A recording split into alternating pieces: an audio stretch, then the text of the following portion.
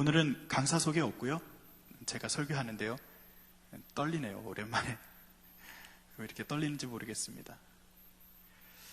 가만히 앉아서 이런 상상을 해봤습니다. 우리가 천국에 갈 텐데요. 믿습니까? 진짜로 갈 겁니다. 전 진짜로 천국 갈 겁니다. 천국에 가서 이 지구상의 연도로 한 10,000년쯤 지났다고 칩시다. 근데 매일매일 예배가 드려지는데 어느 날 12,343년째 하나님께서 성락성결교회 드보라 찬양대를 부르셨어요. 야, 오늘은 너희가 대표 찬양대다. 한 2억 5천만 명 정도 되는 찬양대가 있는데 그 중에 우리 집사님이 지휘하시고 드보라 찬양대가 중심에 서시고 거기 싱어들이 그날 노래하는 거예요. 가슴이 뛰지 않습니까? 제가 말하는 게 빈말이 아니라 진짜가 될 수도 있어요. 여기 있는 우리 성도들 많이 모이지는 않았지만 그러나 하나님께서 천군 천사를 이 땅에 우리와 함께 지금 예배하는 자리에 함께 하셨고 두시고 또 하나님이 이 자리에 계시다면 이 자리는요 몇 명 안 되는 예배 자리가 아니라 거룩한 자리입니다. 여러분 그것을 믿으십니까? 그럼 옆에 있는 분들에게 이렇게 한번 인사하죠. 우리가 진짜 하나님을 찬양하고 예배할 겁니다. 그렇게 한번 인사해 보셔요.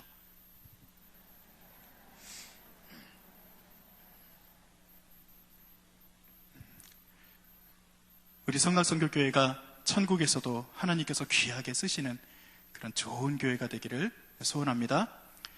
오늘 말씀을 이제 보도록 하겠습니다. 신명기서 30장을 읽었는데요.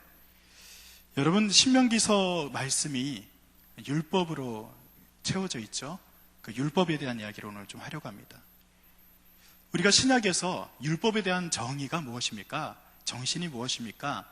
예수님에게 누가 물어보잖아요. 그렇게 물어봤을 때 예수님께서 율법은 하나님을 사랑하고 이웃을 사랑하라 라는 것이다 라고 이렇게 결론적으로 말씀을 하셨어요. 그 율법의 정신이라고 하는 하나님을 사랑하고 이웃을 사랑하는 데 있어서 전제가 되는 것이 있습니다. 하나님을 사랑하고 이웃을 사랑해라. 그것은 우리 측에서 해야 될 일을 말하는 거잖아요. 근데 우리 측에서 하는 거 말고요. 이것을 위해서 먼저 전제가 되는 것은 무엇이 있을까요? 그것은 하나님이 우리를 먼저 사랑하셨다는 것입니다. 그래서 오늘 이 신명기서도 읽고 우리가 창세기부터 이제 쭉 이제 읽어가는데 저도 이제 매일 아이들과 함께 저녁마다 이렇게 두런두런 앉아서 읽어요. 읽는데 너무너무 재밌습니다. 솔직히 말하면 너무 재밌어요. 요즘 아이들과 함께 성경책 읽는 것이 야 이렇게 재밌구나 왜 이걸 진작에 안 했을까 그렇게 생각하면서 읽고 있어요. 그런데 한편으로는 마음속에 조금 부담스러운 게 있어요. 뭐냐면 창세기 출애굽기까지 너무 재밌는데 창세기 출애굽기 레위기 민수기 신명기까지 가면은 이 레위기 민수기 신명기에서 애들이 꼬꾸라지지 않을까 이런 생각을 하면서 좀 두려운 마음이 있습니다. 그러니까 레위기 민수기 신명기는요 우리가 잘 읽어도 마음에 그렇게 막 와닿거나 그렇게 좀 이렇게 뭉클뭉클한 그런 것이 아니라 조금은 부담스러운 내용들로 가득 차 있죠. 율법의 내용이기 때문입니다. 자, 그 율법에 담겨 있는 하나님의 마음이 어떤지에 대해서 이야기하기 전에 제가 잠깐 이야기를 하나 해드리겠습니다. 결혼식을 갓 마친 어떤 한 부부가 있었습니다. 신혼의 달콤함이 가득한 그들은 한 가지 제안을 합니다. 우리 부부가 행복하게 지낼 수 있는 방법으로 몇 가지 법칙을 좀 만들자라고 이야기를 합니다. 그래서 그 법칙을 갖다가 이렇게 잘 써서 눈에 잘 띄는 곳에 걸어두자라고 이야기를 합니다. 어떤 내용을 쓸까요? 여러분 어떤 내용을 써보셨나요? 안 써보셨으면 한번 생각해 보셔요. 저 같으면 이런 내용을 좀 쓸 것 같습니다. 하루에 한 번씩 사랑한다고 말하기. 벌써 닭살이 돋는 분들이 한 3분 정도 계셔요. 가장 슬플 때, 가장 기쁠 때 다른 사람이 아니라 나의 사랑하는 아내, 나의 사랑하는 남편에게 가장 먼저 말해주게. 제 아내가 잘 듣고 이행했으면 좋겠습니다. 아침에 따끈한 커피 한 잔과 간단한 음식은 남편이 만들어주기. 저도 뭔가 해야겠죠. 결혼기념일과 생일은 일찍 퇴근해서 아내와 함께하기. 그래서 잘 써서 걸어놨어요. 한 해, 두 해가 흐릅니다.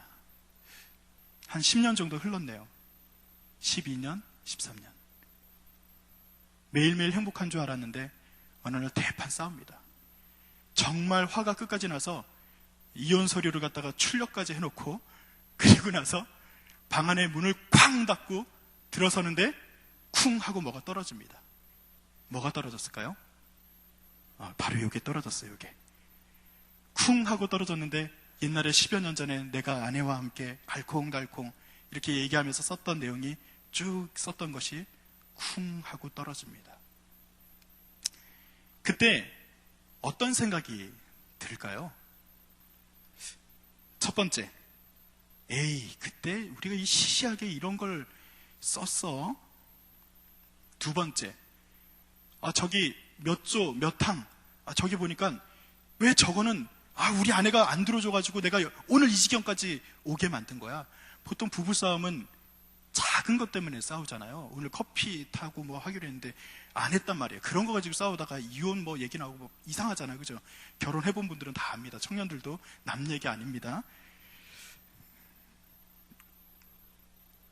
그런데 그가 찬찬히 바라보다가 가장 마지막에 써있는 문구에 마음이 꽂힙니다.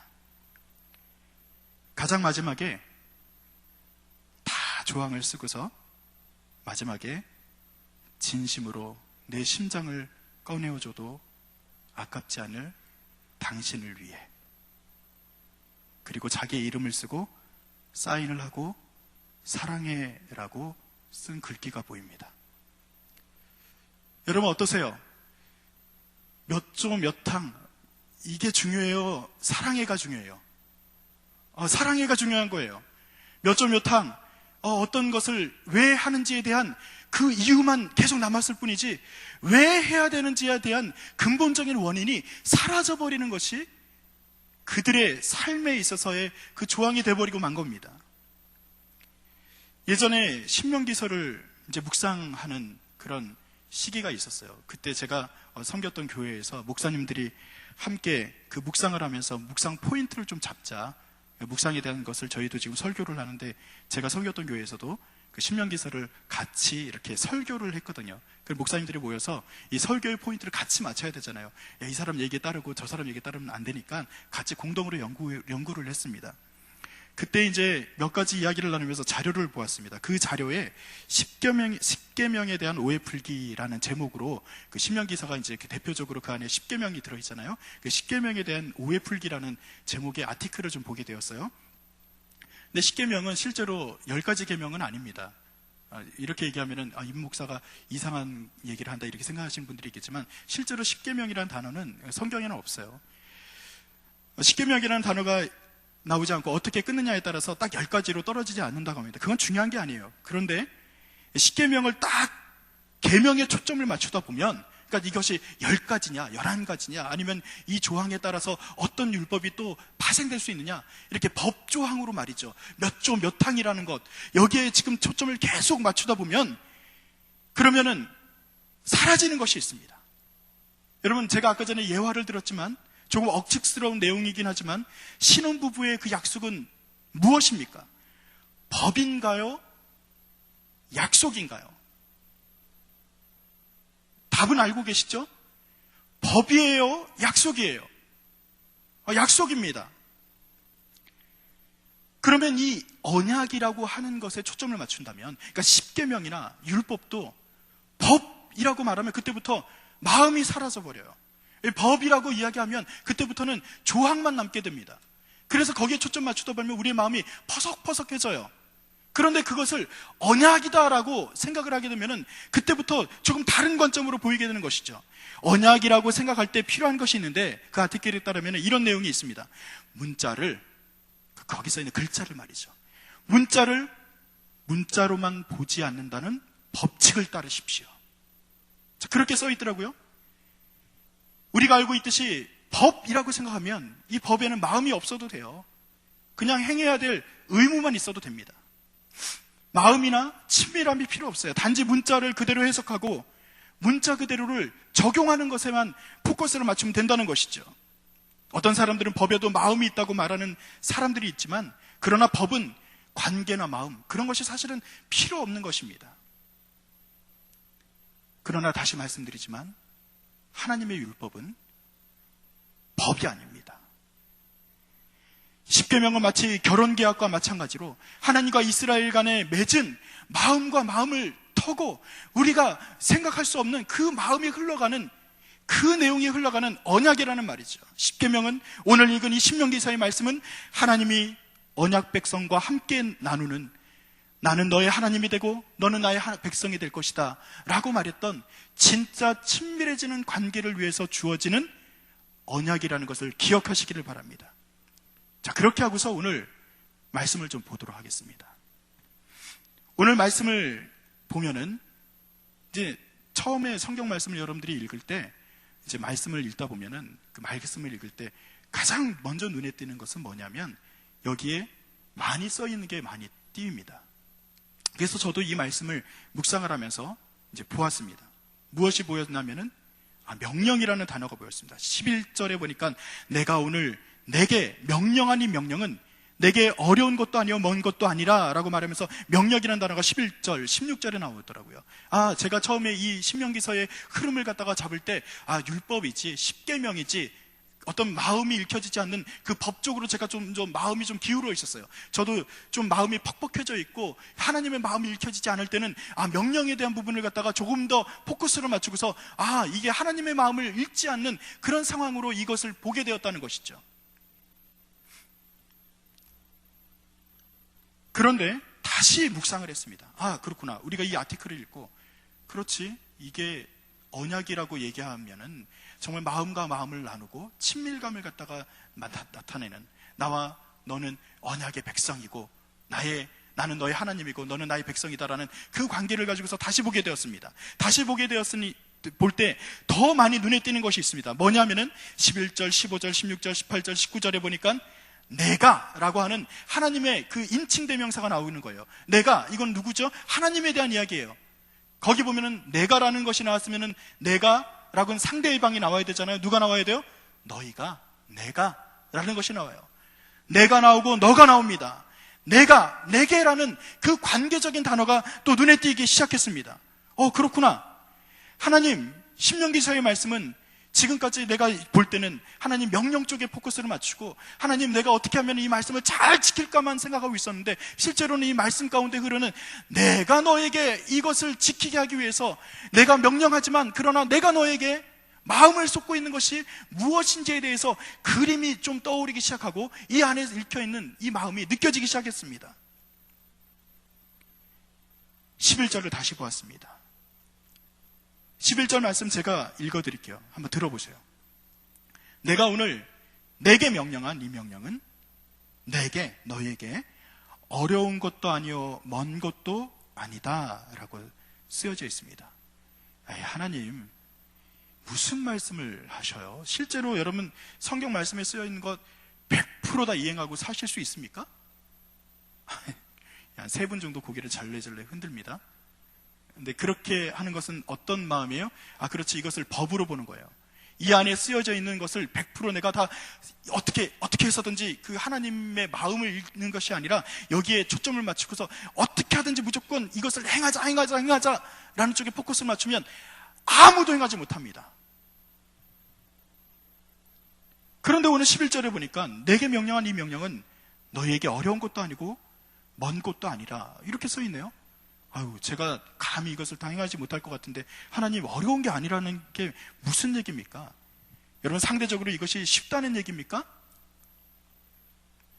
먼 곳도 아니라는 말씀은 제가 지금까지 말씀드린 대전제인 하나님의 마음 읽기가 전제가 된다면 쉽게 이해하기 쉽게 됩니다. 자, 들어보세요. 자, 말씀을 묵상을 하는 가운데 또 들어오는 단어가 있어요. 이건 단어가 아니라 문장인데요. 여기 보면 여호와께서 뭐뭐뭐 하시고라는 문장이 나옵니다. 자, 보세요. 하나님이 우리에게 명령하셨어요. 자, 그러면 누가 행해야 되는 거예요? 대답 안 하셔도 상관없습니다. 저는 그냥 할 겁니다. 하나님이 명령하셨어요. 그럼 누가 해야 되는 거예요? 제가 해야 되는 거예요. 이렇게 손가락질 하지 마시고, 자, 내가 해야 되는 거잖아요. 그죠? 그런데 하나님이 이 명령이 어렵지 않고 쉬운 거래요. 그러면서 하나님이 그 이면에, 여러분 찬찬히 성경을 자세히 보면은 그 이면에 내가 너에게 명령했지만 하나님이 내가 이렇게 할 거야 라고 계속해서 기록이 되어 있습니다. 자, 이게 무슨 얘기일까요? 여러분 자녀를 키우는 분들은 조금 더 이해가 쉬울 텐데, 자, 예를 한번 또 들어보겠습니다. 우리가 자녀에게 어떤 일을 시킵니다. 어떤 일을 시키는데 할 수 있는 일을 시켜요? 아니면 못할 만한 일들을 시켜요? 그래요. 여기 다행히 성남성결교회는 좋은 부모님들이 계신 것 같습니다. 여기 계신 부모님들은 자녀들에게 일을 시킬 때 이놈의 자식이 못할 거야 하는 것을 시키는 것이 아니라 우리 아들이 우리 딸이 이 정도는 해야지. 제가 오늘도 우리 아이들에게 공부를 시켜놓고 왔습니다. 못할 공부를 시켰을까요? 할 만한 공부를 시켰을까요? 저도 좋은 아빠입니다. 믿거나 말거나죠.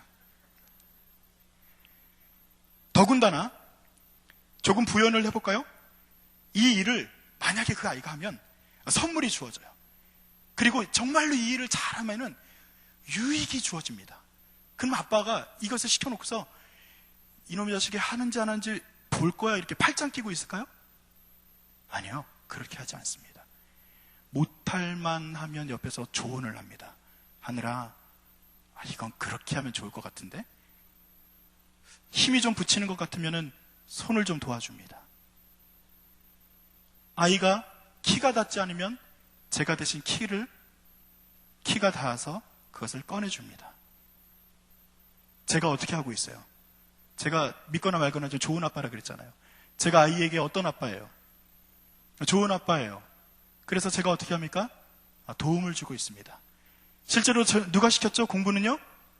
임요한이가 시켰어요. 못된 아빠가 시킨, 걔 입장에서는 못된 아빠예요. 근데 제가 시켜놓고서 공부를 갖다가 잘하는지 안 하는지 감시자로만 있는 것이 아니라 이 아이가 이것을 잘하고 나면 유익이 있겠지라고 하면서 옆에서 어떻게 해요? 안달복달 잘했으면 좋겠다 이런 마음을 가지고 하나하나 조언도 하고요. 더하기 빼기도 가르쳐주고요. 지금은 곱하기도 가르쳐주고요. 나누기도 가르쳐줘요. 여기까지입니다. 제가 그 이유는 저는 능력이 안 돼서 잘 못할 것 같은데, 하여간 제가 그렇게 하고 있단 말이죠. 하나님이라면 어떻게 하실까요? 감히 오늘 11절에, 감히가 아니라 하나님의 11절에 오늘 내게 명령한 이 명령은 내게 어려운 것도 아니고 먼 것도 아니다. 저 하늘 위에 있는 것도 아니고, 그리고 저 바다 멀리에 있는 그런 내용이 아니다. 왜냐하면 내가 이것을 너희에게 하나하나 손으로 써내려준 것은 내가 너를 너무나도 사랑해서 이걸 하면 유익할 걸, 이걸 하면 너희가 하나님과 함께 동행하는, 나와 동행하는 것이 무엇인지 알 걸, 그 마음을 가지고서 하나님이 율법을 썼기 때문에 감히 하나님께서 11절에 쉽다라고 표현하고 있는 것입니다. 사랑하는 성도 여러분, 오늘 성경에서 읽지는 않았지만 이전에 복받는 길에 대한 얘기를 할 때 하나님이 30장 1절부터 쭉 썼을 때 그 안에 복은 이런 거야, 저주의 길은 이런 거야, 하나하나 이렇게 얘기를 했어요. 그러나 그 안에 하나님의 이 마음 가운데는 어떤 마음이 있냐면은, 자, 접속만 해라, 나한테 접속만 해라, 그 다음에는 내가 너를 도와줄 거야 라는 그 마음을 가지고서 하나님이 대기하고 계시는 것입니다. 이 땅에 수없이 많은 전파들이 오고 가고 있지만 TV 수신기가 올바른 안테나를 가지고 딱 맞추기만 하면은 고화질 TV도 나와요. 잘 수신기를 갖다가 잘 맞추기만 하면은 아름다운 음악도 흘러나와요. 때로는 정말 먹통, 예전에는 저 안 좋을 때는 어떻게 했어요? 퉁퉁퉁 치기라도 하면은 어떻게 해서라도 이 채널이 잘 맞아서 좋은 영상이 나오기도 해요. 여러분, 이겁니다. 하나님께서 오늘 신명기서를 통해서 우리에게 원하는 것은 나에게 초점을 맞춰라, 나의 마음에 너의 마음을 맞춰라. 그러면 율법이 너희에게 짐이 되는 것이 아니라 하나님의 마음이 읽혀지고 이것이 오히려 살게 하는 길이 될 것이다 라고 하나님은 말씀하고 계시는 것입니다. 하나님은 축복으로 인도하시기를 즐거워하는 분이십니다.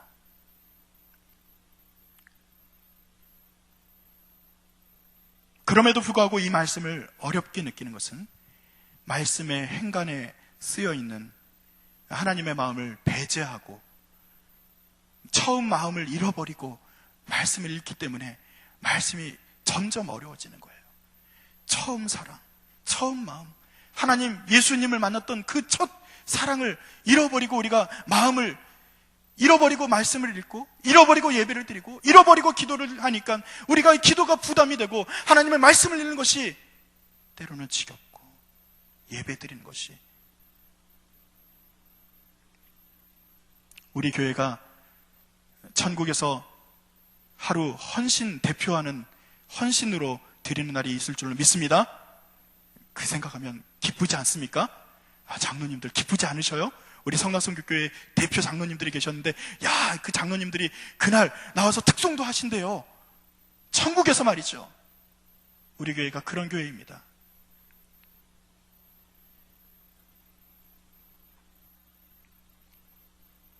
마음이 없어지고 의무감만 남은 퍼석거리는 율법으로만 알았던 그 하나님의 마음이 이제는 흘러오는 언약이 되었습니다. 바로 이 십계명은, 오늘 읽은 이 율법은 내가 너의 하나님 여호와야, 내가 바로 너의 구원자야 라는 하나님의 심장이 들어있는 죽은 단어가 아니라 살아있는 문장입니다. 그렇기 때문에 주님께서는, 주님, 율법을, 우리에게 가장 큰 율법을 가르쳐 주세요 라고 했을 때 주님은 그것을 딱 두 문장으로 말씀하신 거예요. 하나님을 사랑하고 너의 이웃을 사랑하라. 이 두 문장 안에는 어떤 마음이 담겨 있는 거예요? 아, 그렇구나. 진짜 본질이 무엇인지가 담겨 있는 거잖아요. 야, 하나님을 사랑하고 이웃을 사랑하는 것 때문에 이걸 쭉 다시 한번 율법을 이렇게 나열해서 쓴 게 아니라 이것을 압축하고 압축했더니 뭐예요? 본질로 돌아가는 거예요. 하나님 사랑하고 이웃을 사랑하라는 본질로 돌아가는 거예요. 그런데 사람들이 그렇지 않단 말이죠. 자, 이것을 어떻게 좀 표현할까? 제가 고민을 했습니다. 한번 이런 얘기를 한번 만들어 봤어요. 그래서 우리가 지금 읽고 있는 이 성경 신명기서에 나온 말씀은, 들은 십계명이나 율법들은요, 울타리다라는 이야기를 많이 하죠. 자, 울타리. 땅이 좀 있습니다. 저는 땅을 소유해 본 적이 없지만 땅이 좀 있다고 치죠. 제가 한 100평 정도가 있어요. 근데 저는 옛날부터 높은 집을 짓는 것보다는 좀 마당 있는 집을 좀 원했어요. 100평이면은 큰 건가요? 잘 모르겠는데 한 100평 정도 되는데 한 50평 정도 되는 마당 만들고요. 50평 가지고 뭐 하여간 이렇게 건물을 갖다가 지었어요. 자, 그리고 마당을 만들었으면 울타리가 있어야죠. 자, 이게 예쁘게 울타리를 좀 이렇게 만들어 놨습니다. 울타리 만들어 놨어요. 그리고 집을 갖다가 지었는데, 저는요, 빼치카라고 하죠. 그 벽난로를 좋아합니다. 진짜 임목사가 그렇다는 게 아니라 예화가 그렇다는 거예요. 임목사가 너 부르주아다 이런 얘기 하시면 안 되고, 그러니까 벽난로가 좋아요. 그래서 벽난로에 장작도 뗍니다. 오늘요, 제 아내가 쿠키를 잘 구워요. 독일에서 좀 쿠키 굽는 거를 좀 배워왔거든요. 그래서 맛있는 쿠키도 구웠어요. 맛있는 쿠키. 독일에서 가지고 오는 차, 아이들이 좋아하는 차가 있어요. 그 차 따뜻하게 해놓고 벽난로에 장작도 떼고 있어요. 근데 우리 하은이가 갑자기 방에 가서 베개 꺼내오고 이불 꺼내와서, 아빠, 사실은 난 울타리가 좋아. 여기보다 나는 밖에 나가서 울타리에서 이제 먹고 마시고 놀 거야. 밖으로 나가버렸습니다. 뭐 지금 제가 이렇게 생각할 때는 그러면 뒤통수 이렇게 잡고서 끌고 들어오면 되지? 이렇게 생각하시는 분들이 계시지만, 그냥 예화니까 그렇게 하면 안 되고 걔를 존중해 주는 거예요. 그래, 거기 울타리 가서 살아. 밖에 가서 이렇게 살아. 나는 너를 위해서 집을 짓고, 너를 위해서 장작을 떼고 있고, 너를 위해서 쿠키를 만들고 있고, 너를 위해서 차를 타고 있는데 너는 울타리 가서 산다고 얘기하니까 내 마음은 어떨까? 제 마음은 어땠을까요? 슬퍼지더라고요. 그렇게 생각하니까 슬퍼지더라고요. 울타리는요, 치고서 잊어버려야 되는 겁니다. 울타리는요, 치고서 집중하는 것이 아닙니다. 울타리 안에서 마음껏 놀고 있다가 어느 순간 경계에 이르게 되면 아, 이 울타리가 여기 있었네? 그렇게 울타리의 역할입니다. 무슨 얘기인지 아시겠어요? 핵심, 정말 집안에 따뜻한 난로를 피워놓고 나와 함께 교제하자, 나와 함께 먹고 마시자, 그곳에 집중하지 않고 울타리에 집중하다 보니까 세분화해서 울타리를 갖다가 2m를 더 높일까? 1m를 더 깎을까? 그 안에 어떻게 하면 조밀하게 울타리를 더 많이 만들 수 있을까? 여기에 지금 집중하다 보니까 율법이 된 거예요. 율법이 죽어버린 법이 되었다는 것이죠.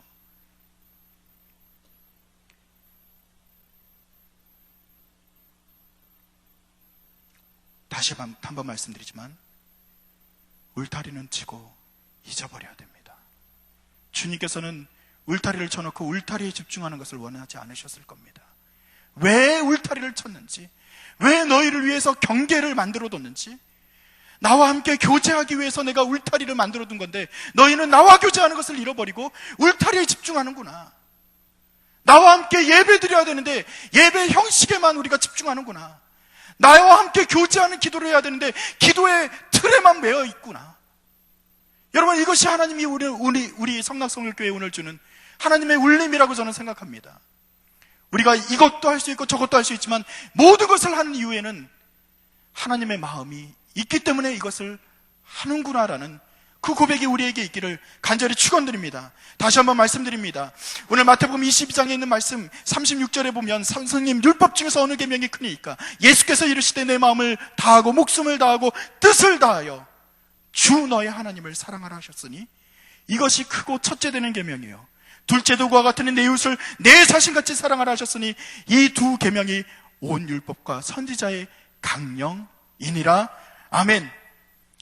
율법의 진짜 정신으로 돌아가야 됩니다. 그것은 바로 하나님이 우리를 향한 사랑의 회복이요, 그 안에서 하나님을 닮은 서로를 향한 마음을 나누라는 것입니다.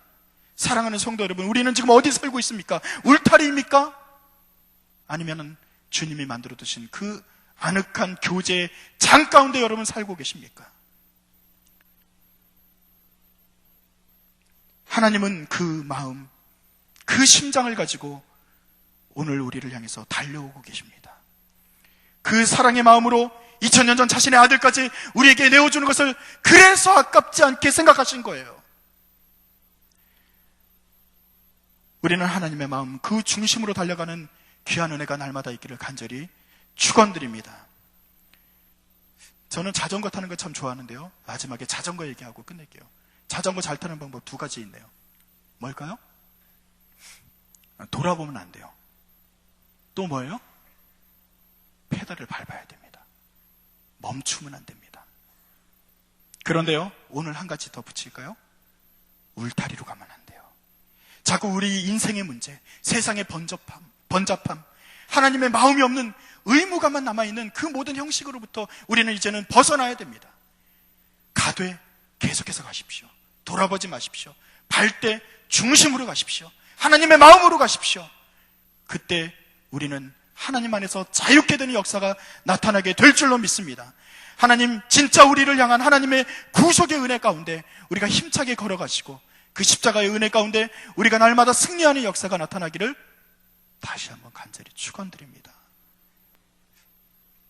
인사하면서 마칠게요. 옆에 있는 분에게 중심으로 달려가겠습니다. 그렇게 한번 인사해 보실래요? 그렇게만 인사하면 좀 퍽퍽하죠. 여러분, 하나님의 중심 가운데로 달려가는 것까지는 했는데 하나님의 중심으로 우리가 누가 달려가는 거예요? 저도 달려가죠. 또 누구도 달려가요. 권사님도 달려가시네요. 장로님도 달려가시고요. 그럼 우리가 어디서 만날까요? 중심에, 천국에서 너무 일르게 얘기하지 말고요. 중심으로 가면 어디서 만나요? 또 중심에서 우리가 다 만나는 거예요. 그거잖아요. 하나님의 마음으로 막 달려갔더니 우리가 미워할 수 없잖아요. 옆에 있는 사람이 미워지면 안 되잖아요. 중심에서 만났는데요. 그 사랑 안에서 만났는데요. 그럼 또 뭐라고 우리가 인사해야 돼요? 그럼에도 불구하고 사랑하겠습니다. 이래야 되나요? 아니죠. 그건 아니고 진짜 사랑하고 축복합니다. 이렇게 한번 얘기해 볼래요? 진짜 사랑하고 축복합니다. 좀 외롭게 있는 분들한테도 좀 얘기 좀 해주셔요. 멀리 있다고 외면하지 마시고. 저는 처음에 환상인 줄 알았는데 제가 생각으로만 우리 교회가 천국에서 그런 교회 됐으면 좋겠다. 성락성결교회에서 만났던 사람들이 한번 특송하는 날이 있었으면 좋겠다. 그렇게 생각했는데 지금 보니까 꿈은 아닌 것 같습니다. 하나님께서 그 마음을 알고 달려온 하나님께서 우리를 외면하지 않으실 거예요. 그 안에서 우리가 사랑의 공동체로 있었던 이 공동체가 주님 안에서 칭찬받는 공동체가 될 것을 분명히 믿습니다. 그렇게 믿으면서 제가 기도하면서 이 시간 마치도록 하겠습니다. 아버지 하나님, 이 땅을 살아가면서 우리가 언저리에서 하나님의 마음이 없는 곳에서 이리저리 방황하며 살 때가 너무나도 많았습니다. 하나님, 우리를 용서하여 주시옵소서. 하나님께서 명령하셨지만 주님이 계속해서 일하시겠다고 하시는 그 말씀이 위로가 됩니다. 십자가의 사랑을 우리에게 허락하신 주님께서 오늘도 우리의 삶을 위해서 우리를 도우시고 인도하시는 것을 믿사오니 주여 우리를 붙들어 주시옵소서. 감사드리며 예수님의 이름으로 기도드립니다. 아멘. 이 시간 우리가 함께 기도 제목 2가지를 나누고 마지막으로 기도하고 예배를 마치겠습니다. 첫 번째는요, 목사님을 위해서 기도해 주십시오. 저는요, 여러분들이 목사님을 위해서 기도해 주십시오라는 이 단어가 상투적으로 들리지 않았으면 좋겠어요. 이 공동체에 하나님께서 세우신 종이 든든히 서야 됩니다. 그것은 우리 목사님 축복 다 혼자 받으세요, 이것 때문에가 아니고요, 우리가 축복받기 위해서 필요한 기도입니다. 우리 목사님의 말씀이 더 굳세어지시고 하나님의 말씀이 더 온전히 선포될 수 있도록 기도해 주십시오. 그러기 위해서 강건할 수 있도록 기도해 주시고 목사님이 든든히 설 수 있도록 기도해 주십시오. 여러분, 또 장로님들을 위해서 기도해 주십시오. 헌신하는 그 헌신의 깊이가 우리가 생각하고 있는 것보다 훨씬 더 큽니다. 저희 아버지가 장로님이기 때문에 조금 알아요. 여러분, 장로님들 그 사업과 모든 일들이 잘 돼야 됩니다. 그래서 하나님께서 장로님들을 통해서 우리 축복의 공동체가 든든히 세워지는 역사가 나타날 수 있도록 기도해 주셔야 됩니다. 부목사님들을 위해서, 전도사님들을 위해서 그래서 당연히 또 기도해야 됩니다. 권사님, 집사님도 마찬가지입니다. 우리가 리더들을 위해서 이 시간 한번 기도해 주십시오. 이 시간 말씀을 전하실 목사님을 위해서도 기도해 주시고요, 여러분, 우리 교회가 이제 올 한 해 예말기선, 예배, 말씀, 기도, 선교 본질에 집중하는 교회가 되기를 원해서 우리가 4가지를 잘하는 교회가 되기를 위해서 그렇게 달았습니다. 저것이 구호로만 끝나지 않을 수 있도록 주님 힘을 주시옵소서. 주님 우리에게 능력을 주시옵소서. 이 2가지의 기도 제목을 가지고 기도하시고 제가 마무리하며 또 기도하고 축도하면서 마치도록 하겠습니다. 함께 주의 이름을 한번 부르고 기도하겠습니다. 주여! 하나님 아버지 감사합니다. 주님께서 온전히 붙드시고 인도하여 주시옵소서. 우리가 하나님 아버지 귀한 은혜로 세워주신 귀한 아버지 종 지영은 담임 목사님을 축복하시고 아버지 하나님 귀한 은혜로 함께 하실 줄 믿습니다. 우리 교회가 아버지 하나님 질서가 있는 교회가 되게 하시고 영적인 아버지 능력이 있는 교회가 되게 하시고 아버지 하나님 서로를 위해서 중보하는 아버지 하나님 중보의 기도의 열매들이 가득한 교회가 될 수 있도록 축복을 더하여 주시옵소서.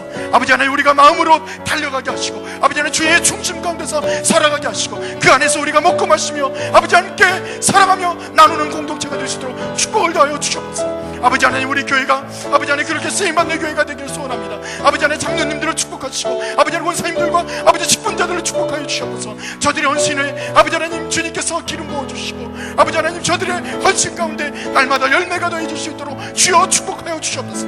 아버지 하나님 예배의 말씀, 기도, 선교 아버지 하나님 우리가 이것을 위해서 아버지 하나님 주여 달려가고 있습니다. 하나님께서 명령하신 것인데 아버지 하나님 주께서 먼저 일하시고 계시는 것을 우리가 알고 믿고 있습니다. 하나님 아버지 예배 말씀 기도 성교가 아버지 안에 구호로 끝나는 것이 아니라 진실로 하나님 아버지 안에서 살아나는 아버지 역사가 될 수 있도록 인도하여 주시옵소서. 열매가 되게 하여 주시옵소서. 우리 성가성교교회가 하늘의 큰 축복을 받는 교회가 되게 하시고 아버지 하나님 주와 함께 동행하는 교회 아버지 하나님 축복이 가득한 교회가 될 수 있도록 인도하여 주시옵소서. 아버지 하나님 이를 위해서 우리가 오늘도 기도하고 아버지 하나님 날마다 주님께로 달려가오니 주여 외면치 마시고 우리를 축복하여 주시옵소서. 주님 붙들어 주시옵소서. 하나님 우리가 다시 기도하며 주님 앞에 드려진 이 기도의 제목이 응답되는 기도가 되게 하여 주시옵소서. 중심에서 하나님과 함께 거니는 은혜가 있게 하시고 중심에서 사랑하며 섬기는 주의 공동체 될 수 있도록 축복하여 주시옵소서. 아버지 하나님께서 오늘 돌아가는 발걸음 지키시고 2015년 주님께서 열어주셨사오니 주님께서 인도하여 주시고 주님께서 축복하여 주시옵소서. 지금은 우리 주 예수 그리스도의 은혜와 하늘아버지의 극진하신 사랑하심과 내주 성령님의 인도하심, 그 귀한 은혜로 지켜주심이 하나님의 마음으로 달려가길 소원하고 중심에서 사랑하며 섬기길 소원하는 주의 사랑하는 백성들 머리머리 위에, 사랑하는 주의 공동체 위에 주님께서 영원히 함께 하시기를 간절히 축원드리옵나이다. 아멘.